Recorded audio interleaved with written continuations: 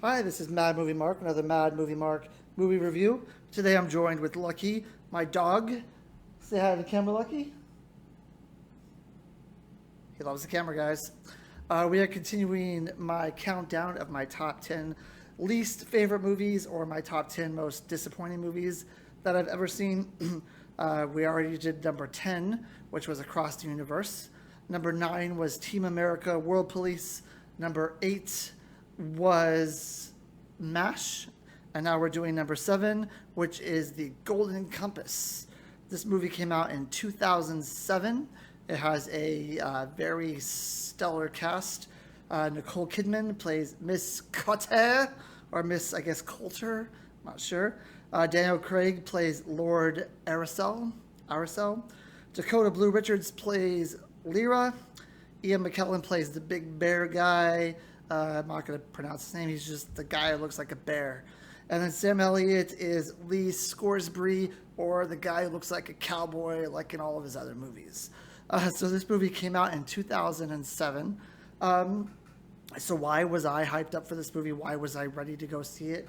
Well, I guess because I've never read the book. Let's start with that. So I know a lot of people are comparing this to the book. There's a lot of religious undertones that either happened or didn't happen that compare with the book. That kind of ruined the movie for everyone. But I have never read the book.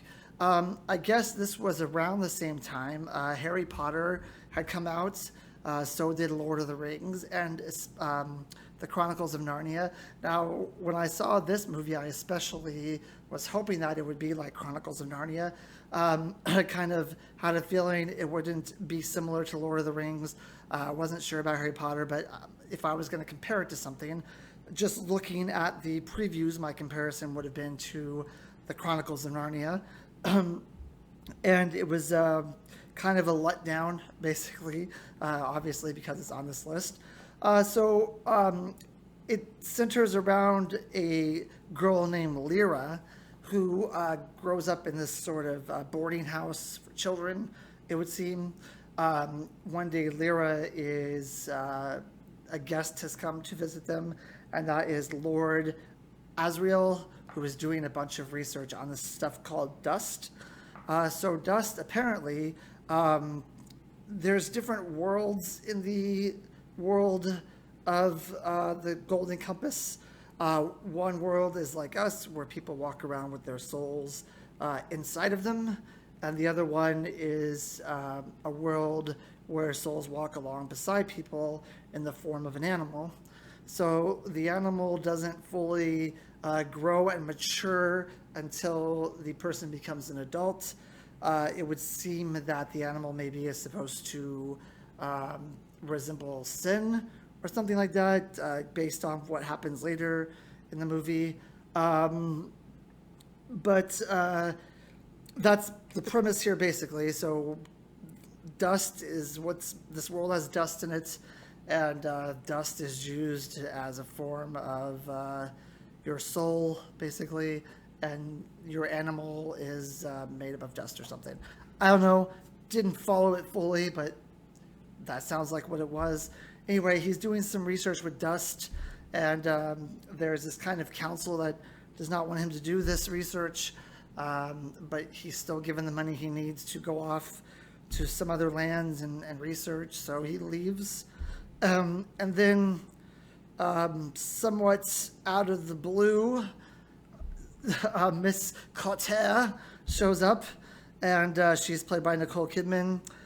She comes in, and apparently she's some authority because she doesn't belong to this boarding school or wherever they're at, but she's just is called a friend of this place, and she says that she has specifically picked out Lyra to go on this trip with her in her balloon to another world where there's giant bears who talk. Apparently, she knows of these giant bears. Lyra does, because she's heard stories about them. And yeah, she's planning another trip to this place, and she's offering to take Lyra with her. So Lyra says, yeah, I'll go, why not? I have nothing going on here. I'm just a kid, you know. Friday, beginning of the week, everyone hates Mondays.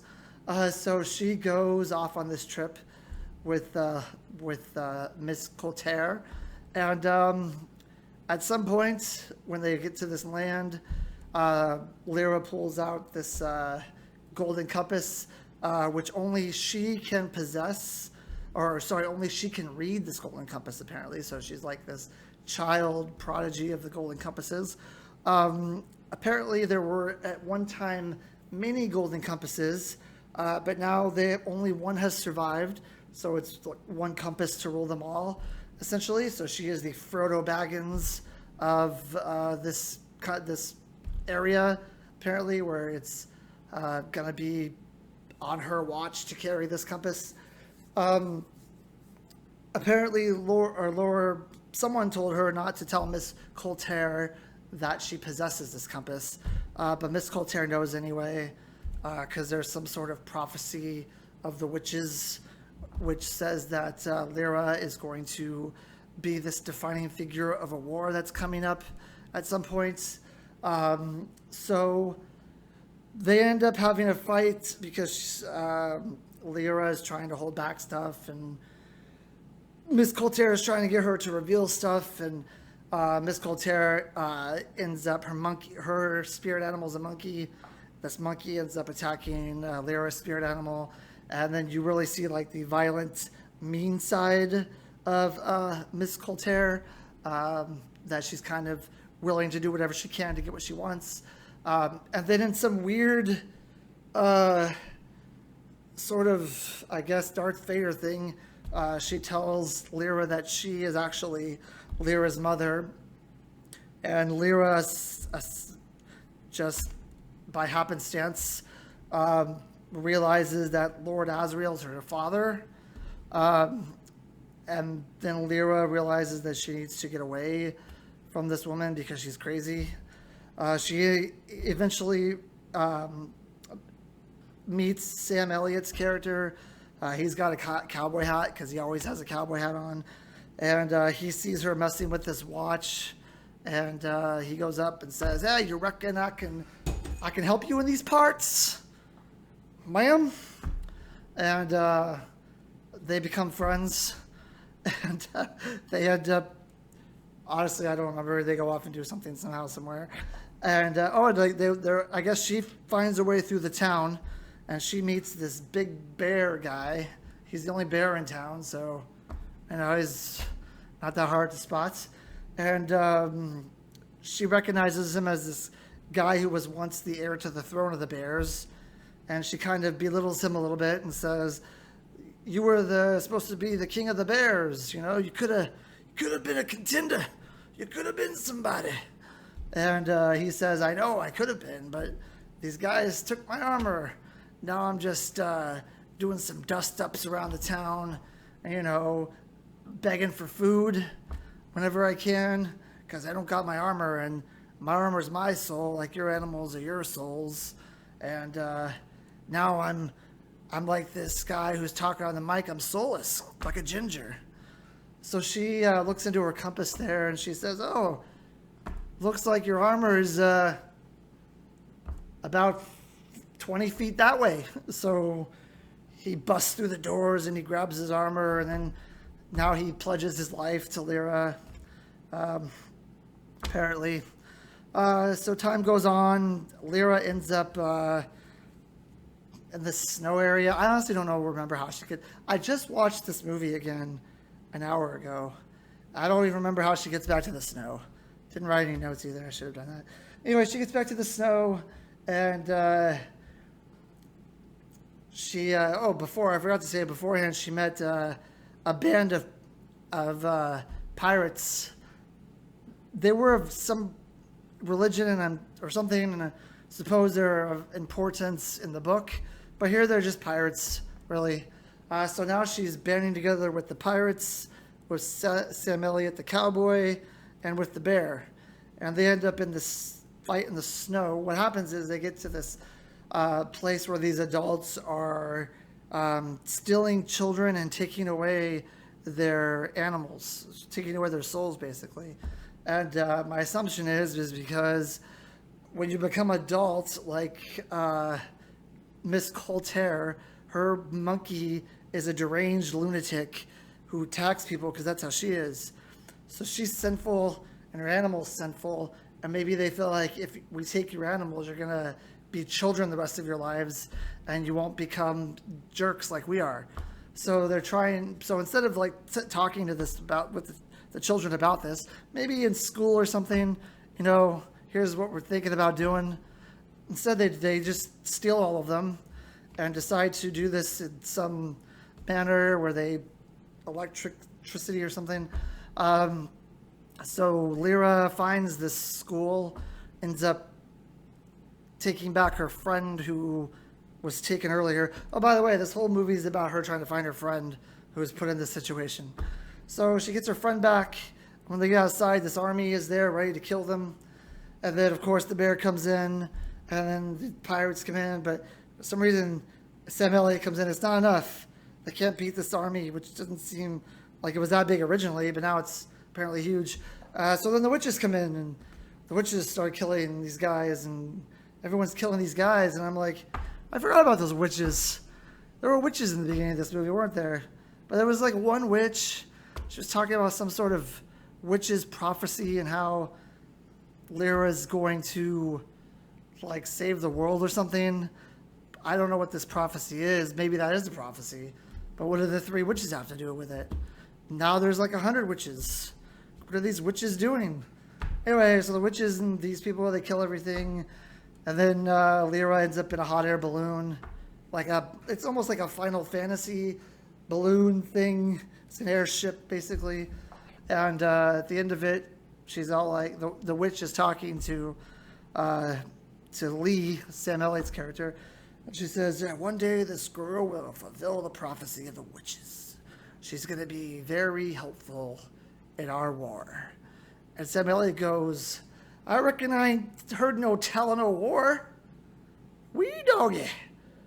We get in war. And then Lyra says, just try to stop me, guys. I'm coming. And the movie ends and we never get another one. So apparently the audience stopped it. I don't know. There was no, clearly there were sequels planned. And I knew this going into the movie at least, that there were sequels planned. It was always my understanding that there would be 3 of these movies. But then the movie did so bad in the box office that they never did any more. And there's a lot of build-up in this movie for a lot of stuff. Sam Elliott, his character is not really fleshed out at all.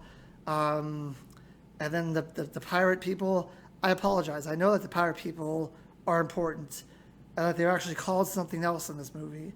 But I don't remember what that is because they're on a pirate boat and they're just doing pirate stuff. So I don't remember what class of people they are. I apologize. And then the witches are the most bewildering part of this whole thing for me. I cannot for a second understand why they're there or what they're doing or what they're going to become. Maybe that was the whole second movie was just about the witches. It could have been. But anyway, this movie was, I had pretty high hopes that it would be like a Harry Potter or Lord of the Rings, a Narnia, because that's what we were given with these type of movies, and it just didn't happen. And the movie was incredibly hard to understand. It just seemed like it was jumping from thing to thing to thing to thing. I mean, I've skipped over a lot of plot points and had to go back to it in my explanation here because I just forgot about stuff. That thing happened. But there's not. I mean, the story here is kind of difficult, and there's no satisfying ending, and the whole movie is not satisfying in any way at all. The characters are really. I mean, honestly, we get Lyra in this movie probably more than anyone else, and when that battle was happening and it was possible that people could die, I was thinking, God, don't kill the bear. Like, take Lyra, but the bear, he didn't die. But the bear was the best part of the movie for me. I mean, who doesn't like an animated bear, right? But yeah, the whole movie falls flat. It's just completely one-dimensional. The acting's okay, but I mean, you barely saw Daniel Craig in this movie. I'm assuming he was going to be set up for the second movie considering that's where they were going to go find him. At the end, they were going to go try to find him and to warn him that Miss Coulter was trying to kill him. Nicole Kidman's okay. She doesn't really get a whole lot of time to shine in this movie. I mean, there's a lot. Ian McKellen plays the bear. He was okay. Sam Elliott. He just walks around, cowboy hat.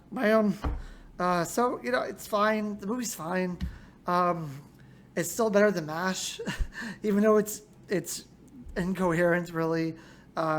It's still a much more pleasurable watch than a comedy was named MASH.